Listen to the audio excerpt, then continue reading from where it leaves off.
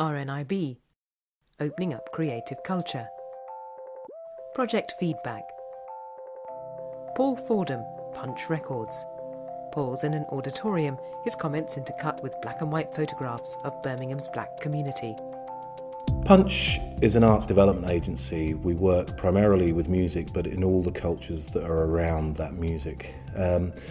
We like to connect communities to all kinds of different artwork, all kinds of different destinations, venues.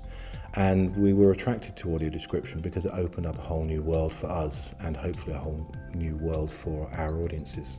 And in working with Evoke, what happened was, I think it was almost like having a friend going with you around the exhibition to have a conversation about what the pictures meant. So yes, they were saying that in the bottom left-hand corner there's that, and in the top right-hand corner there's that. The person in the centre is looking like they're doing that. But at the same time, what's the story behind the picture as well? Vanley Burke, photographer. I was contacted by Paul from Punch Records about the possibility of doing an audio description, and from there we arranged a meeting with Evoke and Louise. What I was able to do was to take them around the gallery personally and introduce them to each photograph, and also my ideas behind the construct of the photographs and the concept again behind the overall exhibition and documentation over a period of time.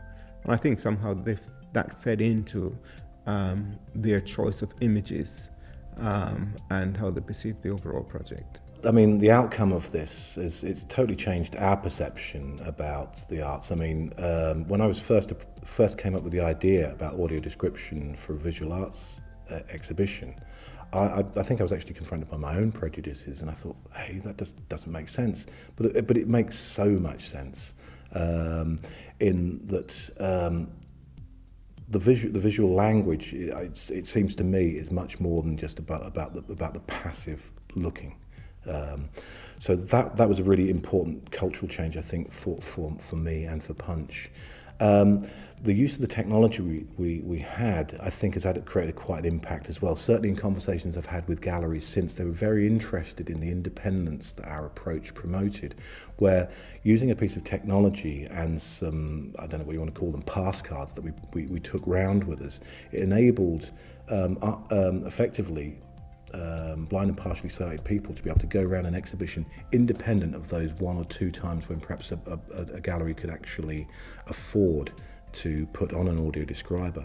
And also it meant that once the resource was there, it could tour with the exhibition as well, which meant that the knock-on effect, the benefits of this one-time session could be felt for the life of the exhibition, which was fantastic. Well, the positive outcome for me is having the work described by someone else. It's very good to see, the whole process of their engagement with the work. And again, the audience that it would bring to the work, I think, is vital, because I aim to reach as wide members of the community, of the population as possible with the work. And I think this is one way of engaging those who are unable to see this material. One of the surprises for me after the work was complete was listening to it alongside the pictures, and it made me realise how many things I didn't see. It was extraordinary, and it felt like I was going around the gallery with a friend. We were actually engaged in a conversation about the work on a number of levels, and for me it was like seeing the exhibition a second time through fresh eyes. RNIB, supporting blind and partially sighted people.